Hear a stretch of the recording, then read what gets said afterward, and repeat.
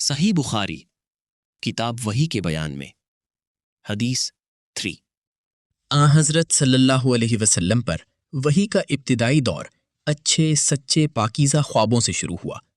آپ خواب میں جو کچھ دیکھتے وہ صبح کی روشنی کی طرح صحیح اور سچا ثابت ہوتا۔ پھر من جانب قدرت آپ تنہائی پسند ہو گئے اور آپ صلی اللہ علیہ وسلم نے غار حرا میں خلوت نشینی اختیار فرمائی، اور کئی دن اور رات وہاں مسلسل عبادت اور یاد الہی و ذکر و فکر میں مشغول رہتے۔ جب تک گھر آنے کو دل نہ چاہتا توشہ ہمراہ لیے ہوئے وہاں رہتے۔ توشہ ختم ہونے پر ہی اہلیہ محترمہ حضرت خدیجہ رضی اللہ عنہا کے پاس تشریف لاتے اور کچھ توشہ ہمراہ لے کر پھر وہاں جا کر خلوت گزین ہو جاتے۔ یہی طریقہ جاری رہا یہاں تک کہ آپ پر حق منکشف ہو گیا اور آپ غار حرا ہی میں قیام پذیر تھے کہ اچانک حضرت جبریل علیہ السلام آپ کے پاس حاضر ہوئے اور کہنے لگے کہ اے محمد پڑھو۔ آپ فرماتے ہیں کہ میں نے کہا کہ میں پڑھنا نہیں جانتا۔ آپ صلی اللہ علیہ وسلم فرماتے ہیں کہ فرشتے نے مجھے پکڑ کر اتنے زور سے بھینچا کہ میری طاقت جواب دے گئی، پھر مجھے چھوڑ کر کہا کہ پڑھو۔ میں نے پھر وہی جواب دیا کہ میں پڑھا ہوا نہیں ہوں۔ اس فرشتے نے مجھ کو نہایت ہی زور سے بھینچا کہ مجھ کو سخت تکلیف محسوس ہوئی۔ پھر اس نے کہا کہ پڑھ۔ میں نے کہا کہ میں پڑھا ہوا نہیں ہوں۔ فرشتے نے تیسری بار مجھ کو پکڑا اور تیسری مرتبہ پھر مجھ کو بھینچا، پھر مجھے چھوڑ دیا اور کہنے لگا کہ پڑھو اپنے رب کے نام کی مدد سے جس نے پیدا کیا اور انسان کو خون کی پھٹکی سے بنایا۔ پڑھو اور آپ کا رب بہت ہی مہربانیاں کرنے والا ہے۔ بس یہی آیتیں آپ حضرت جبریل علیہ السلام سے سن کر اس حال میں غار حرا سے واپس ہوئے کہ آپ کا دل اس انوکھے واقعہ سے کانپ رہا تھا۔ آپ حضرت خدیجہ کے ہاں تشریف لائے اور فرمایا کہ مجھے کمبل اوڑھا دو، مجھے کمبل اوڑھا دو۔ لوگوں نے آپ کو کمبل اوڑھا دیا۔ جب آپ کا ڈر جاتا رہا تو آپ نے اپنی زوجہ محترمہ حضرت خدیجہ رضی اللہ عنہا کو تفصیل کے ساتھ یہ واقعہ سنایا اور فرمانے لگے کہ مجھ کو اب اپنی جان کا خوف ہو گیا ہے۔ آپ کی اہلیہ محترمہ حضرت خدیجہ رضی اللہ عنہا نے آپ کی ڈھارس بندھائی اور کہا کہ آپ کا خیال صحیح نہیں ہے۔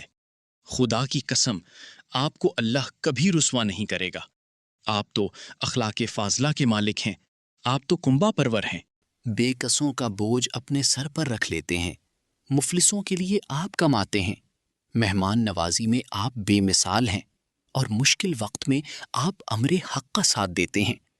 ایسے اوصاف حسنہ والا انسان یوں بے وقت ذلت و خواری کی موت نہیں پا سکتا۔ پھر مزید تسلی کے لیے حضرت خدیجہ رضی اللہ عنہا آپ صلی اللہ علیہ وسلم کو ورقہ بن نوفل کے پاس لے گئیں جو ان کے چچا زاد بھائی تھے اور زمانہ جاہلیت میں نصرانی مذہب اختیار کر چکے تھے اور عبرانی زبان کے کاتب تھے، چنانچہ انجیل کو بھی حسب منشائے خداوندی عبرانی زبان میں لکھا کرتے تھے۔ انجیل سریانی زبان میں نازل ہوئی تھی، پھر اس کا ترجمہ عبرانی زبان میں ہوا۔ ورقہ اسی کو لکھتے تھے۔ وہ بہت بوڑھے ہو گئے تھے، یہاں تک کہ ان کی بینائی بھی رخصت ہو چکی تھی۔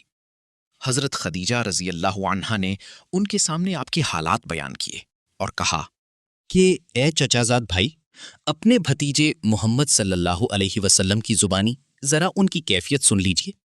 وہ بولے کہ بھتیجے آپ نے جو کچھ دیکھا ہے اس کی تفصیل سناؤ۔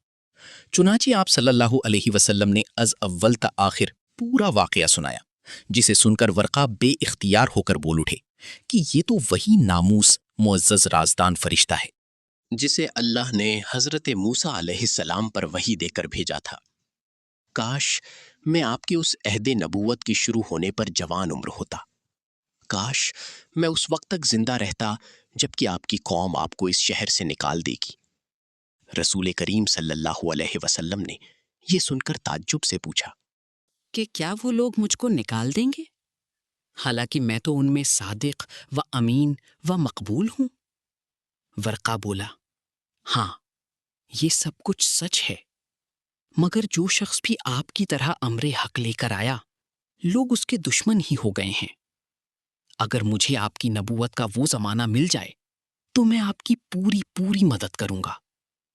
مگر ورقہ کچھ دنوں کے بعد انتقال کر گئے۔ پھر کچھ عرصہ تک وحی کی آمد موقوف رہی۔ یہ حدیث کو اپنے دوستوں تک شیئر کریں اور ہمارے چینل کو سبسکرائب کریں۔